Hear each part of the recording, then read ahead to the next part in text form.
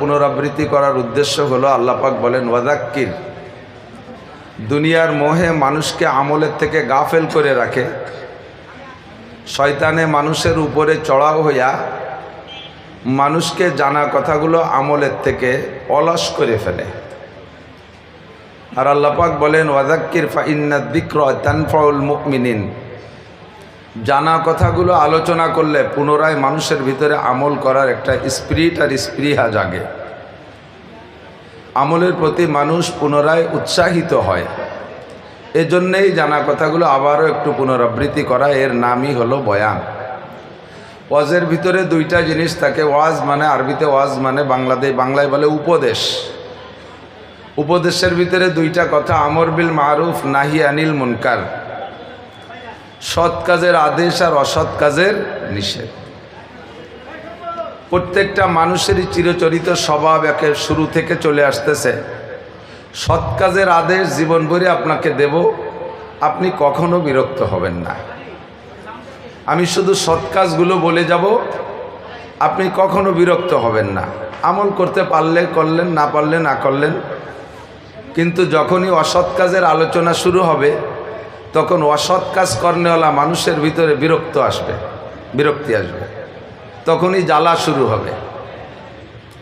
নবী আলাইহিস সালাতু ওয়াস সালাম 40 বছর পর্যন্ত জীবনের ছোটবেলা থেকে শিশুকাল থেকে হুজুর উত্তম চরিত্রের অধিকারী ছিলেন।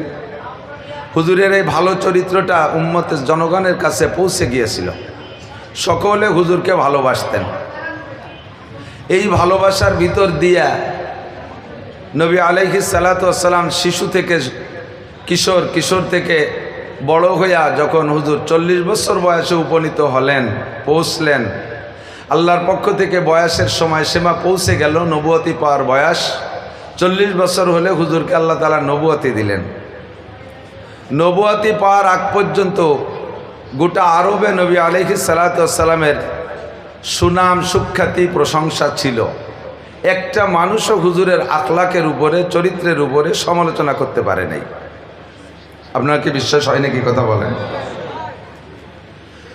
নবী পাক সাল্লাল্লাহু আলাইহি ওয়াসাল্লাম যখন 40তম বছর বয়সে বা 40 বছর পার হওয়ার পরে নবুয়তি পেলেন, নবুয়তি পাওয়ার পরে আমর বিল মারুফের চাইতে শুরুতে আসছে নাহিয়ানিল মুনকার আগে।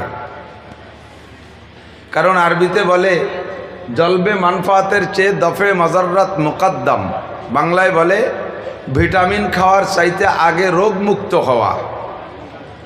ভিতরে রোগ থাকা অবস্থায় যদি ভিটামিন খায় তাহলে আরও অ্যাকশনের চেয়ে রিয়াকশন হয়।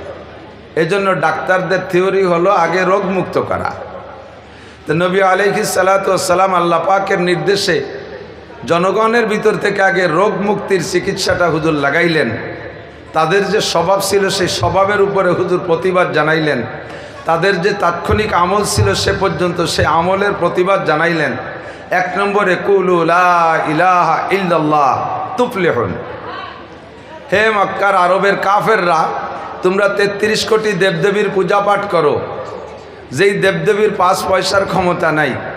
ওয়া ইয়াসলুবুহুমুজ যুবাবু শাইআন লা ইয়াস্তানকিযুহু মিনহু যুফাত তালিব ওয়াল মাতলুব।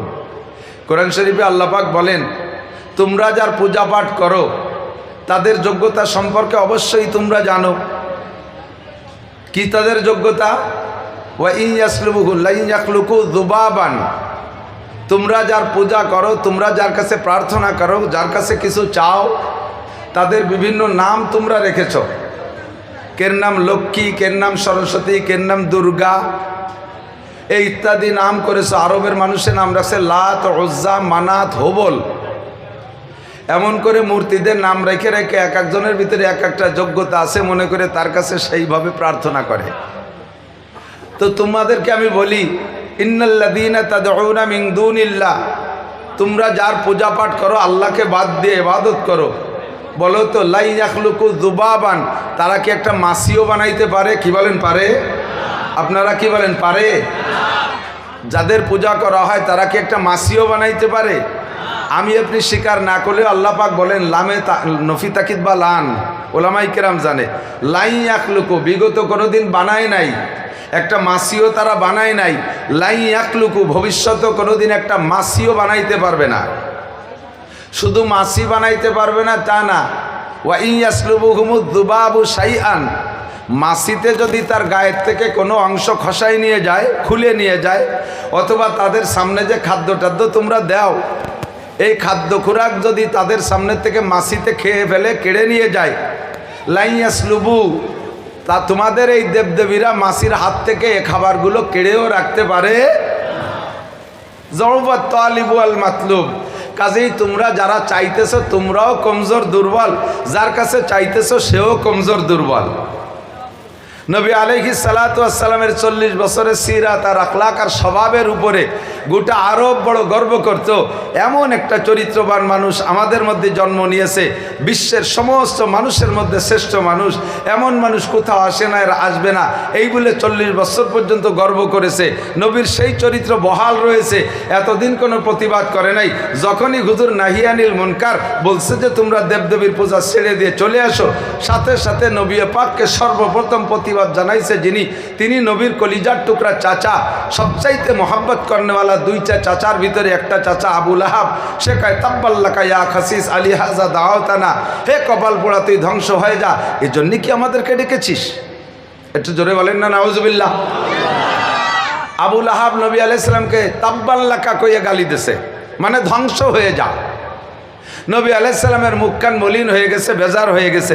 আমার এত মোহব্বতের চাচা, যেই চাচা আমার জন্মের থেকে নিয়ে আজকে পর্যন্ত, আজকের আগ পর্যন্ত, গত সোমবার পর্যন্ত আমার চাচা যান আমার জন্মদিবস পালন কইরা প্রত্যেক সোমবারে স্বর্ণের পেয়ালায় বাতি জ্বালাইতো।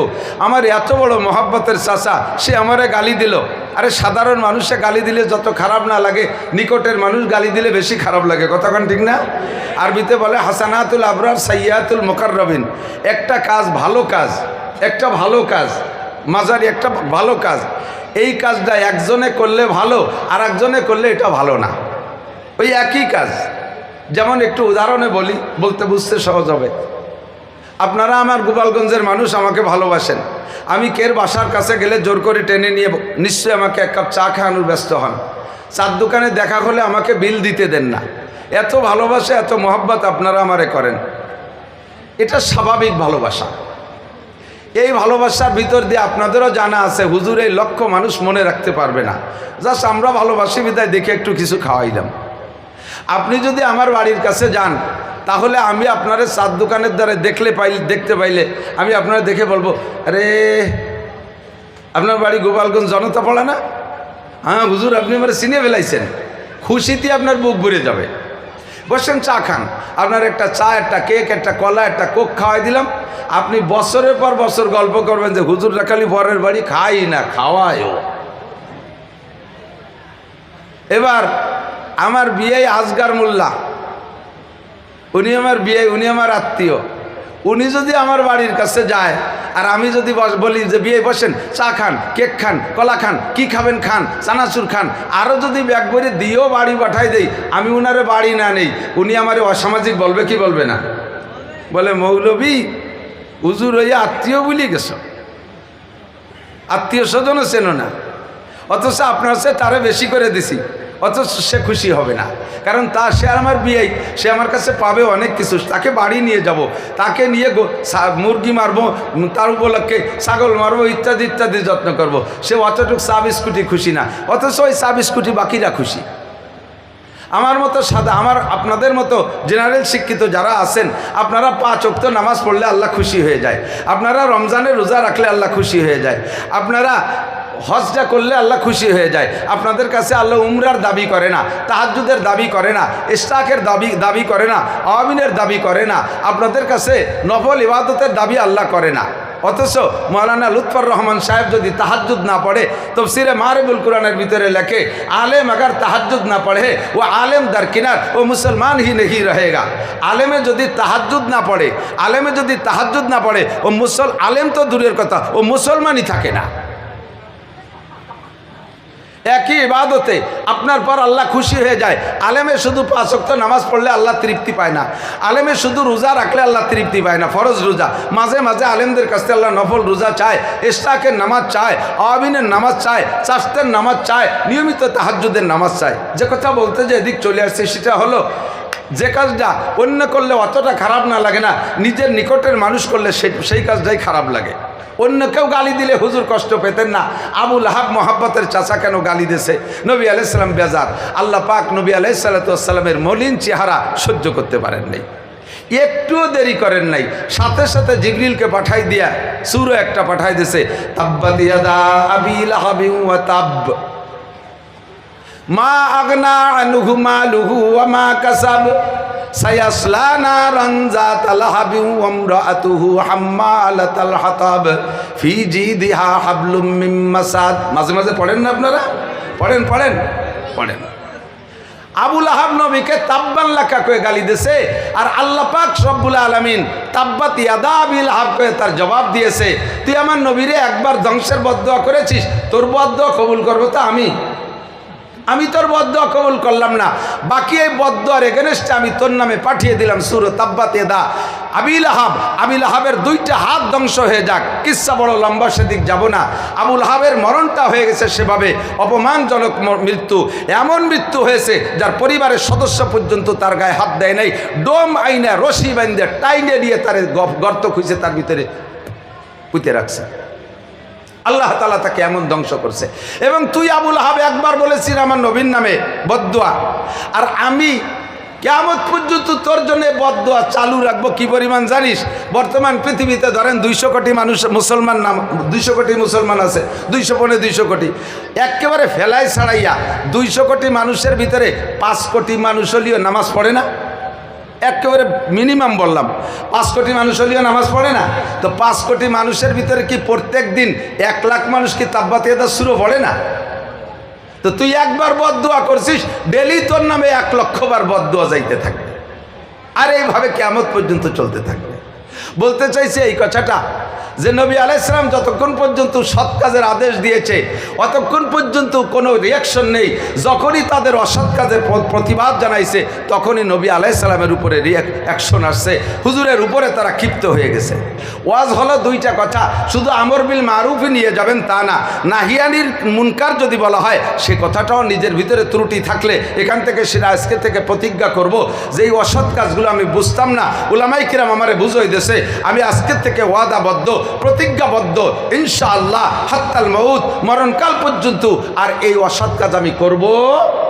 একটু মুখে স্বীকার করেন, করব। অসৎ কাজ থেকে তওবা করতে পারবো তো ইনশাআল্লাহ? আর তওবা গুনাহ থেকে তওবা করার জন্য ইনশাআল্লাহ নাই, ফরজ ইবাদত ধরার জন্য ইনশাআল্লাহ বললে ধরার ওয়াদা হবে না।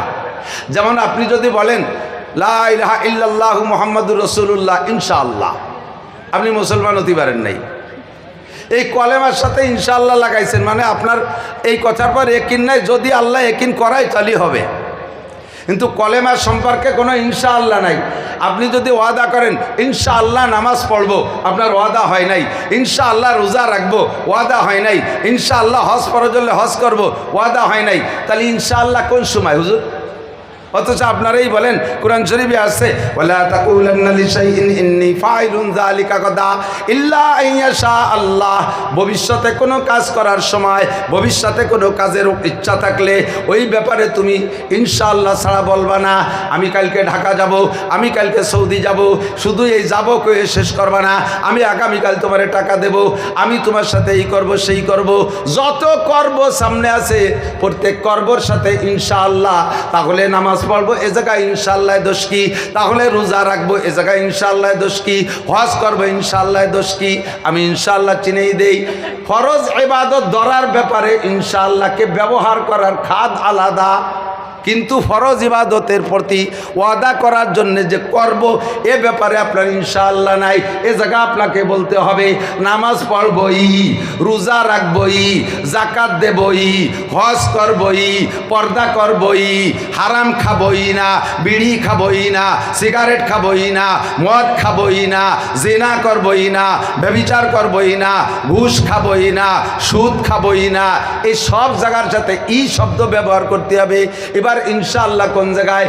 ইনশাআল্লাহ হলো টাইমের সাথে আর সুযোগের সাথে। বলেন ফজরের নামাজ পড়বই, একটু কন পড়েন তো, ওক্ত হই নেই, কি হই নেই? এই ইনশাআল্লাহ ওক্তের সাথে। ইনশাআল্লাহ ওক্ত পাইলে ইনশাআল্লাহ, তার আগে মরে গেলে তো বলা লাগলো না, কিন্তু নামাজের সাথে আমার আমি পড়বই, ঈশার নামাজ পড়বই। কোন নাকি নিয়ত আছে যে ফাঁকে চলে যাবেন? ঈশার নামাজ পড়বই, ঈশারোক্ত ইনশাআল্লাহ পাইলে, ইনশাআল্লাহ ঈশারোক্ত পাইলে জাকাত দেবই। একটু কন না, তাই দেন, টাকা নাই তা কইতে দেব। ইনশাআল্লাহ টাকা হইলে, এই ইনশাআল্লাহ টাকার সাথে, ইনশাআল্লাহ কিসের সাথে? জাকাতের সাথে ইনশাআল্লাহ না। আমি কি বুঝতে পারতেছি? নামাজের সাথে ইনশাআল্লাহ না, জাকাতের সাথে ইনশাআল্লাহ না, এগুলো সব সুযোগের সাথে আর টাইমের সাথে। বলেন হজ করবই ইনশাআল্লাহ, তৌফিক হলে রোজা রাখবই ইনশাআল্লাহ, সুস্থ অবস্থায় রমজান পাইলে, নইলে আমার এখন রোজা রাখা লাগবে না। এবার কোন জিনা করবই না, এর জন্য ইনশাআল্লাহ কি? ইনশাআল্লাহ সুযোগ পাইলেও জিনা করব না, সুদ খাবো না, খাবই না, সুদ খাবই না ইনশাআল্লাহ, সুদের সুযোগ আসলে সে সময় খাইব না, ঘুষ খাবই না ইনশাআল্লাহ, ঘুষের টাকা হাতে পাইলে সে সময় ঘুষ খাবো না। এই ইনশাআল্লাহ ও জায়গার সাথে কথা কি বোঝা গেছে? প্রত্যেকটা ইবাদত কলেমার সাথে আপনার ইনশাআল্লাহ লাগাইলে হবে না। কথা কন, আমি সব গুনাহ ছাড়িয়া দিব, আমর বিল মারুফ মানিয়া লইব, আর নাহিয়ানিল মুনকার ছাড়িয়াই দিলাম। বলেন নাহিয়ানিল মুনকারের সাথে আর কোনো দেব টেব না, নাহিয়ানিল মুনকার অসৎ কাজ আর করবই না। বলেন অসৎ কাজ আর করবই না। সৎ কাজের আদেশ দিলে কোনো রিয়াকশন নাই, অসৎ কাজের কথা বললে সেই সময় খারাপ লাগে। তাহলে আপনি বুঝবেন, এদিক তাকান, যখন আপনার সৎ কাজের আদেশে মনের ভিতরে খারাপ না লাগে, খারাপ না লাগে, অসৎ কাজের কথা বললে সেই সময় আপনার ভিতরে না, এই কথাটা হুজুর না করলেও হতো না, এইগুলো কি দরকার আছে, আনতি সব জায়গায় চলতেছে, এ না করলে কি হতো?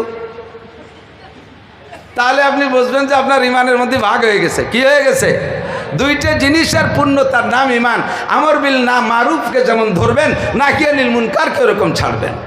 এ জায়গা কোনো জ্ঞান জ্ঞানী নাই। কথা কন, পাক্কা প্রস্তুতি নিয়ে বসতে হবে, আমর বিল মারুফ আর নাহিয়ানিল মুনকার। এই দৃষ্টিকোণ থেকে বলছি, আমি আপনি যা জানি, এদিক তাকান, আমাদের দেশে ইসলাম আসছে যেভাবে, মুরব্বীদের কাছ থেকে শুনবেন, বা আপনারা যারা মুরব্বী আছেন তারা জানেন, ওদিকে লম্বা হয়ে যাবে কথা, বিধে আমি বলবো না। আমাদের পূর্বের জানা অনুযায়ী যা জানি, তার ভিতরে অনেক জানা গলত আছে, অনেক জানা গলত আছে।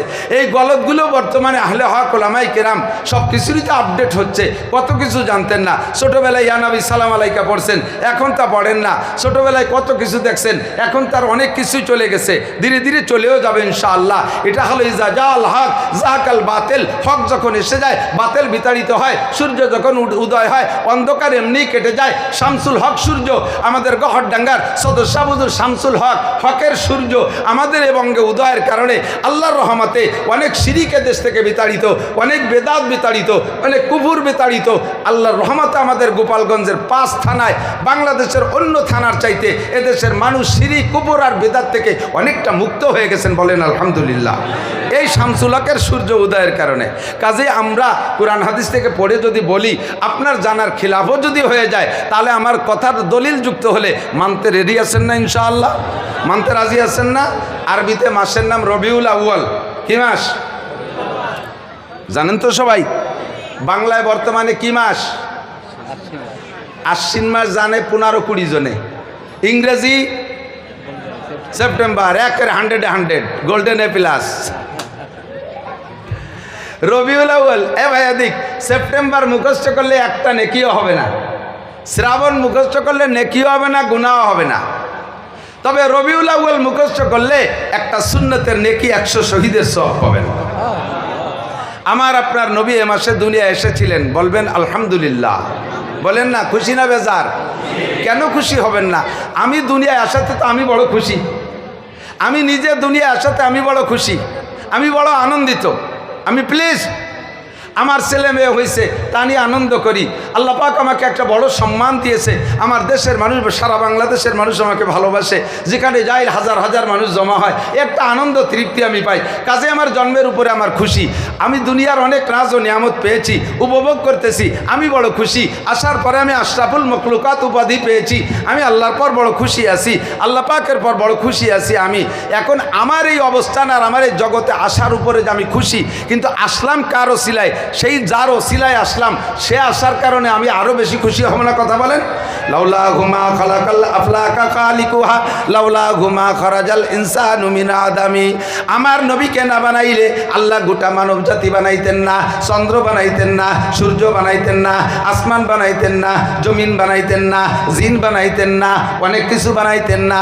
নবী পাকের আগমনের ওসিলায়, নবী পাকের উদ্দেশ্য কইরা আল্লাহ পাক হাজার হাজার লক্ষ লক্ষ মখলুক সৃষ্টি করেছেন, তার ভিতরে আমিও সৃষ্টি হয়েছি। আর আমার সৃষ্টির উপরে যদি আমি খুশি হই, আমার নবীর সৃষ্টির উপরে আমি এর চাইতে কোটি কোটি গুণ বেশি খুশি। ঠিক কিনা? আসছেন পরে, সৃষ্টি সবার আগে, নবী আসছেন সব নবীদের পরে, অথচ সৃষ্টি অনেক আগে। একটা মাঝে মাঝে বলে থাকি, একটু মজা এদিক টাকা। একদা জিবরিল আলাইহিস সালাতু ওয়াস সালাম এক সাহাবার রূপ ধরে, বেশিরভাগ দাহিয়াই কালবি রাদিয়াল্লাহু তাআলার রূপ ধরে আসতেন। এক এক সময় এক এক রূপ ধরে আসতেন। ফেরেশতাদের বৈশিষ্ট্য ইয়াতাশাক্কালু বিআশকালিন মুখতালিফা, বিভিন্ন সময় বিভিন্ন রূপ ধারণ করতে পারে ফেরেশতারা আর জিনরা, আর মানুষের রূপ ধারণ করতে পারে না। মানুষের আখলাকার চরিত্রের পরিবর্তন ঘটাইতে পারে, কিন্তু বাহ্যিক রূপ পাল্টাইতে পারে না। জিবরিল আলাইহিস সালাম সাহাবায়ে কিরামদের রং রূপে আসতেন, সেই বডি ধারণ করে আসতেন, আবার অন্য অন্য রঙেও আসতেন। তো বেশিরভাগ আসতেন দেহিয়াই কালবি। হাজী সাহেব যারা আছেন তারা বলতে পারবেন, যারা জানেন তারা জানেন, আর যারা না জানেন তারা জানেন না। দেহিয়াই কালবি নবী আলাইহিস সালাতু ওয়াস সালামের নবুয়তির আগে কাফের ছিল, এত বড় উশৃঙ্খলার উগ্র মিজাজি ছিল, আর এত বড় কি বলবে বর্বর ছিল, নিজের 14টা মাইয়াকে, নিজের 14টা মেয়েকে জীবিত দাফন করে দিয়েছে কাবাঘরের পাশে। হাজী সাহেব যারা গেছেন, বাবে আব্দুল আজিজ নামে একটা গেট দেখছেন না, আব্দুল আজিজ গেট। এই আব্দুল আজিজ গেট দিয়ে ঢুকতে মিসফালা থেকে বাম পাশে দেখবেন নিচে একটা জায়গা আছে, জেদ্দার দিকে কি বলা হয়, জেদ্দার দিকে যাওয়ার রাস্তার ডাইন পাশে নিচে একটা জায়গা আছে, আমাদের এই মাঠের মতো এত খানিক জায়গা, এরকম খানিক হবে। এর ভিতরে দেখবেন একটু বড় বড় পাথরওয়ালা কয়েকটা পয়েন্ট আছে, তার 14টা পয়েন্ট আছে। এই 14 জায়গা দেহিয়াই কালবির 14টা মেয়েকে দাফন করছে। জিবরিল আলাইহিস সালাম একবার এক সাহাবার রূপ ধরে, বেশিরভাগ দেহিয়াই কালবির রূপ ধরে আসতেন, একবার এক সাহাবার রূপ ধরে আসে। আসার পরে হযরত ফাতেমা রাদিয়াল্লাহু তাআলা আনহা নবী জিবরিল আলাইহিস সালামকে সম্বোধন করে সালাম দিয়ে বলছে, আসসালামু আলাইকুম, ছোট চাচা যান কেমন আছেন? আমাকে গোপালগঞ্জ এলাকায় ছোট চাচারে কি কয়, দুদু কয় না, ধরে নেন, কয় দুদু কেমন আছে। তো জিবরিল আলাইহিস সালামও জানে যে দুদু বা ছোট কাকা তো বাপের যে ছোট হয় তারে কয়। তা আমি ওর বাপের, উনার ফাতেমার বাপের কত আগে রে 2.5-3 লক্ষ নবী রসুলের কাছে বার্তা বহন করলাম, তারও কত লক্ষ বছর আগের থেকে দুনিয়া আছি, উনরা কয়মাই ভূতি আসার আগেই। আর আমারে কয় ছোট কাকা, একটু মুখখান বেজার বেজার। হুজুর জিবরিলের চেহারা দেখে কয়, জিবরাইল একটু বেজার বেজার ভাব কি? তো জিবরিল আলাইহিস সালাম উচিতবাদী পরিষ্কার মানুষ, পরিষ্কার ব্যক্তি, উনি বলে দিয়েছে, ফাতেমা আমার ছোট কাকা কইছে, এতে আমার একটু খারাপ লাগছে। তো ছোটো কাকা বলে, দোষ কি? কাকা তো কইছে, ছোটো কাকার বড়। তা আমি আপনার কত আগের থেকে দুনিয়া আসি, আপনি আমার কত পরে, সে আমার ছোটো কাকা কেন পাবে? তো হুজুর আলাইহিস সালাম বলছেন যে আপনার বয়স কয় বছর হবে? তো জিবরাইল বলেন, আমার বয়সের তো এরিয়া দিতে পারবো না, কতদূর, আমার তো জন্ম নিবন্ধন কার্ড হাতে নাই, তবে একটা ঠুয়ো হিসেব আমি করতে পারি। সময় সময় ঠুয়ো হিসেব আমরাও বলি। একজনের বাপের জিয়াবতে খাওয়াইছে 1 সপ্তাহ পর্যন্ত, খুব খাওয়াইছে। যত মানুষ আসে আর যায়, কোনো মাপা জোবা নাই, খালি গরু জবই দেয় আর খাওয়ায়। লাস্টে উনি চার দোকানে বসে গল্প করে 1 সপ্তাহ পর্যন্ত বাপের জিয়াবত খাইছি। কি পরিমাণ যে মানুষ! হুজুর জিজ্ঞেস করছে, কত হবে একটা সংখ্যা? কয় যে অত গুনার কায়দা নাই, খাইয়ে দিয়ে যাওয়ার সময় খিলা লড়ছে, তাতে 10 কাঠা বই সোন লাগছে। তো 10 কাঠা বই সোনে, এক একটা সোনে 7-8 কান খিলে লয়। এবার তুমি গুনি বেড়াও কত হয়েছে, এরকম ঠুয়ো হিসেব। তো জিবরাইলকে জন্ম নিবন্ধন ধরে আমার বয়সের শুরু শেষ কইতে পারবো না, তবে আমি একটা ঠুয়ো হিসেব বলতে পারি। এই পূর্ব আকাশে একটা তারকা উঠতো, এই তারকাটা 80,000 বছর পরে একবার ওঠে। কয় বছর? 80,000 বছর পরে একবার ওঠে তারকাটা। আমি ওই তারকাটাকে 80,000 বার উঠতে দেখেছি। তাহলে এবার হিসাব করেন কত। তো এই হিসাব করার তোর কম্পিউটারও জায়গা নাই। 80,000 বছর পর একবার ওঠে আর আমি 80,000 বার দেখেছি। হুজুর আলাইহিস সালাম বলে, উরি বাবা, তাই তো আপনি অনেক বয়সী। আপনি যে শেষে যে 80,000 বছর পরে উঠবে, সেই উঠার টাইমটা কি হয়েছে না সামনে? এই টাইমটাই কয়েক বছর আগে হয়ে গেছে, কিন্তু তারাটা উঠতেছে না। শেষের 80,000-এর মাথায় যে উঠবে, এই টাইমটা কয়েক বছর আগে হয়ে গেছে, কিন্তু তারাটা উঠতেছে না। আমার তো ভয় হচ্ছে কি কিয়ামত হবে নাকি। হুজুর বললেন, আসেন পিছনে আসেন। পিছনে ডাইকে নিয়া হুজুর বলেন, আমার জামা উঠান, গেঞ্জি উঠান। জামা উঠাইছে, গেঞ্জি উঠাইছে, দেখে পিঠের মাঝখানে কবুতরের ডিমের মতো সাদা একটা চিহ্ন, একটা আকৃতি। জিবরিল আলাইহিস সালাম ওইটা দেখেই জড়িয়ে ধরে চুমু খেয়ে বলে, ওয়াল্লাহি হাযা হুয়ান নাজাম, আল্লাহর কসম এই যে সেই তারকাটা। কন্যা সুবহানাল্লাহ। আল্লাহর কসম এই যে সেই তারকাটা। এটা উঠার কথা ছিল আরো কয়েক বছর আগে, এই পিঠি চলে আসছে বিধায় আকাশে ওঠে নাই।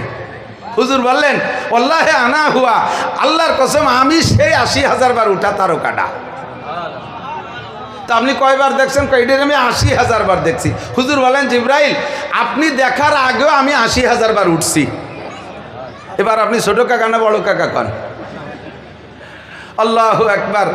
আমার নবী সবার আগে এসেছেন, সবার পরে এসে আমাদেরকে ধন্য করেছেন। এই রবিউল মাসে এসেছিলেন। বলেন রবিউল আউয়াল মাসে। কোন মাসে? রবি। আপনারা খুশি না বেজার? নবী আলাইহিস সালামের আগমনে খুশি না বেজার? নবী আলাইহিস সালামের জন্ম হয়েছে কয় তারিখ? রবিউল আউয়াল মাসে। মাস রবিউল আউয়াল, বার সোমবার, টাইম শোবে সাদেক। তিনটের ভিতরে কোনো মতানৈক্য নেই, তবে তারিখের ভিতরে মতানৈক্য। 90%, 90%, বরঞ্চ 95% ঐতিহাসিকদের খেয়াল রায় হলো নবী পাকের জন্ম হয়েছিল রবিউল আউয়াল মাসের 8 তারিখ। 5% ঐতিহাসিকরা বলে 12 তারিখ। আমি এই 8 আর 12-র ইখতিলাফ বাদ দিয়া আমি 12 তারিখটাই ধরে নিলাম। যেহেতু সময় কম, আমি হজের দিকে যাব। 12 তারিখই ধরে নিলাম নবী পাকের জন্ম তারিখ। এই 8 আর 12 নিয়ে জন্ম তারিখের মধ্যে ইখতিলাফ আর মতানৈক্য, কিন্তু মৃত্যু হয়েছে 12 তারিখের মধ্যে কোনো সন্দেহ কথা বলেন আছে? আপনার একটা ছেলে আজ থেকে 35 বছর আগে জানুয়ারি মাসের 1 তারিখে জন্ম নিয়েছে। আপনি গোপালগঞ্জের ভালো শিক্ষিত একজন ভালো ফ্যামিলির লোক, লেখাপড়া জানেন, আপনার পয়সা আছে, আপনার ভিতরে রুচি আছে, আর বর্তমান রুচিশীল যারা যা করে থাকে আপনি সামাজিক প্রথায় তার একটুও কম করেন না। 35 বছর আগে আপনার ছেলেটা জন্ম নিয়েছে, চাঁদের মতো ফুটফুটে ছেলে। এক তো আপনার ছেলে তো ছেলেই, তারপরে আবার চেহারাটাও সেরকম। আপনি সেই থেকে নিয়ে ছেলের পর সন্তুষ্ট হইয়া আপনি প্রত্যেক বছর 1 জানুয়ারি তার জন্মদিবস উপলক্ষে কেক কাটেন। আমাদের দেশে কেক কাটাকাটি আছে না? আরে যদিও কেক কাটা জায়েজ নাই, জন্মদিবস পালন করা জায়েজ নাই, তবু আপনি করে থাকেন। আমি যেটা বলছি আর কি, আপনি এই 35 বছর পর্যন্ত 1 জানুয়ারি জন্মদিবস পালন করে কেক কাটছেন।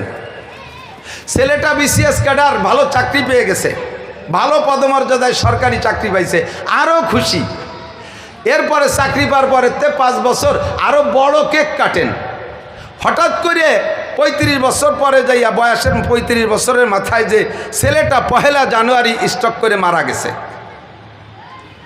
তার মারা যাওয়ার আগের 35 বছর আপনি 1 জানুয়ারিকে জন্মদিবস উপলক্ষে আনন্দের সাথে কেক কাটছেন। কথা বলেন। এবার 35 বছরের মাথায় এসে ছেলেটা 1 জানুয়ারি মারা গেল। এখন থেকে নিয়ে বাকি জিন্দেগিতে আপনি 1 জানুয়ারি তার জন্মদিবস উপলক্ষে বাকি জীবনে আপনি যদি বেঁচে থাকেন, এই 1 জানুয়ারিতে আর কি আপনি কেক কাটবেন না শোক কাটবেন? কেক কাটবেন না শোক করবেন? আপনি এখন থেকে কলিজা কাটবেন। 1 জানুয়ারি আসলে আর আপনার মাথায় কাজ করে না। ছেলেটার কবর জড়ায় ধরে কান্দেন, তার প্যান্টটা ছিল জড়ায় ধরে কান্দেন, তার শার্টটা ছিল জড়ায় ধরে কান্দেন, তার একটা ছবি ছিল তাই বুকের সাথে জড়ায় ধরে 1 জানুয়ারিতে কান্দেন। কেন কান্দেন? আপনি কেক কাটবেন। এই দিন তো তার জন্মদিবস। 63 বছর আগে বিশ্বনবী জন্ম নিয়েছে। সেই জন্মের পরের থেকে আমরা 63 বছর ধরে নিলাম, জন্মদিবস পালন করলাম, জায়েজ না জায়েজ পরে মোহাব্বতের সাথে করলাম। কিন্তু 63তম বছর যাইয়া 12ই রবিউল আউয়াল নবী ইন্তেকাল করলেন। এখন এই দিন আপনি খুশিতে কেক কাটবেন না এই দিন শোকের কারণে আপনি কলিজা কাটবেন? এই দিন আপনার কলিজা কাটার দিন। কথা বলেন ঠিক কি না? সাহাবায়ে কিরামও যে স্বভাব, আমারও সেই স্বভাব হতে হবে।